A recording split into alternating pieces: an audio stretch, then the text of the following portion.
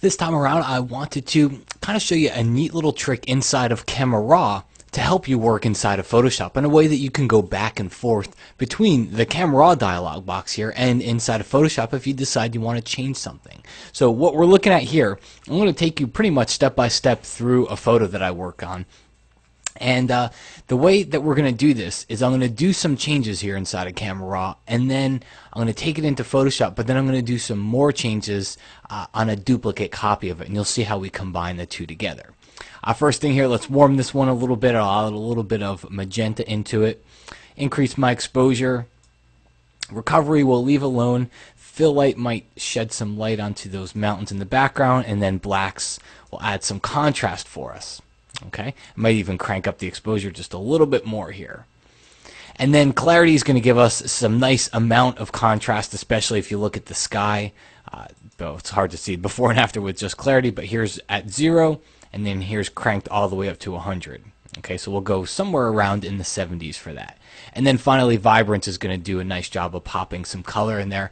If it looks like it's too much, you can just tone your vibrance down a little bit. I actually think I punched up my blacks a little bit too much, so I'm going to tone that down a little bit as well. But right there, I think that's looking pretty good. Okay, especially the rock formation, and that's what I'm going to concentrate on here. Okay, I'm concentrating because as I look at this, I realize it's going to be difficult for me to get everything looking good inside of Camera Raw, because you know Camera Raw is a very global adjustment.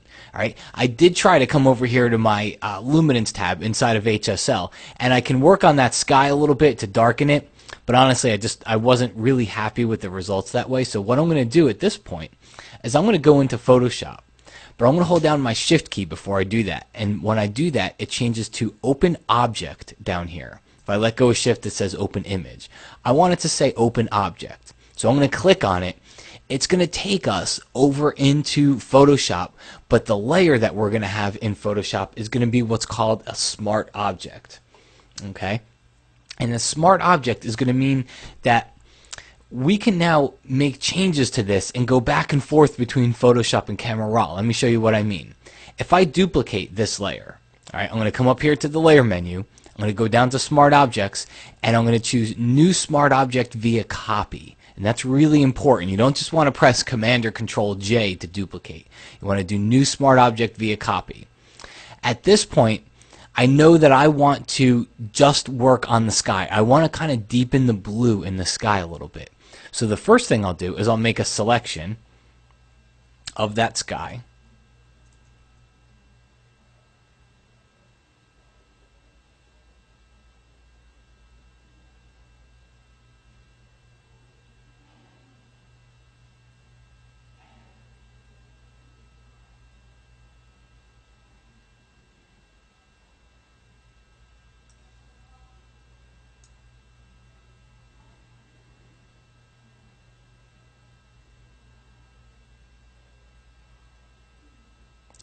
And all I'm doing is using the quick selection tool to just get a very quick selection, because as I look at it, I realize, you know, this has got a very contrasty edge here, so it's going to be very conducive to selecting inside here inside of Photoshop.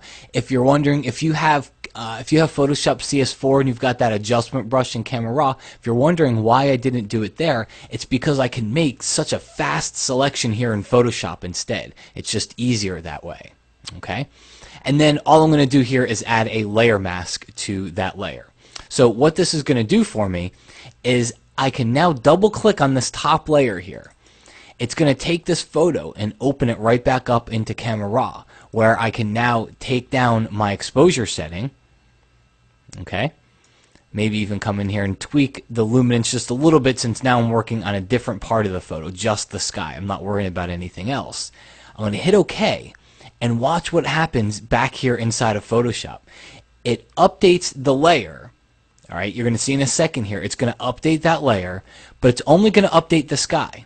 Why is it only updating the sky? Because I masked out everything else. I added that layer mask. So anything I do to this layer is only going to be shown in the sky. You see, if I just turn that layer off, now we see the original one below, and now we see the one with the darker sky that's on top of it.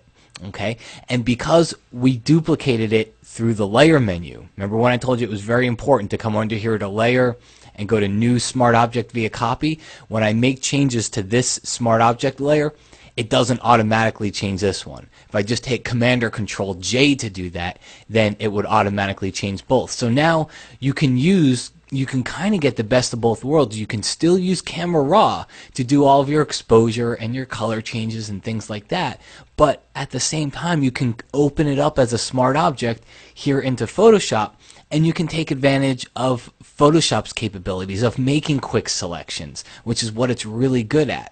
Okay, you can take advantage of that, and now you can get the best of both worlds with your photo.